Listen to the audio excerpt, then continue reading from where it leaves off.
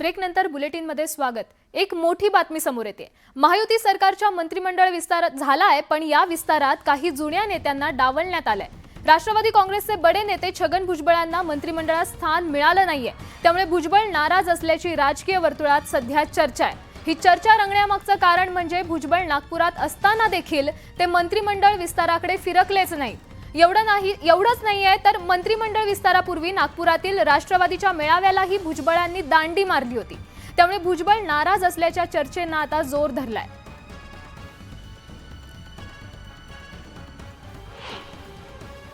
महाराष्ट्रात नवीन सरकारचा शपथविधी झालेला आहे, परंतु ज्येष्ठ नेते राष्ट्रवादी काँग्रेसचे छगन भुजबळ हे नाराज असल्याचं चित्र समोर येत आहे। ते सकाळीच नागपुरात आले असून आपल्या रेडिसन ब्लू या हॉटेलमध्ये गेले आणि त्यानंतर ते बाहेरच आले नाही, कारण त्यांना मंत्रिपदासाठी शपथ घेण्यासाठी फोन आला नाही आणि यावरून ते नाराज असल्याचं चित्र समोर येत आहे।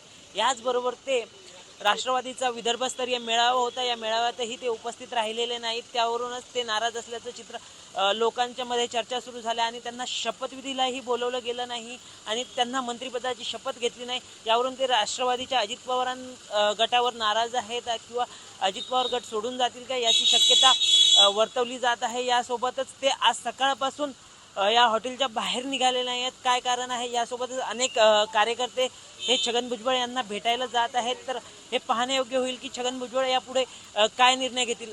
ऋषभ परकुंडे, न्यूज 18 लोकमत, नागपूर।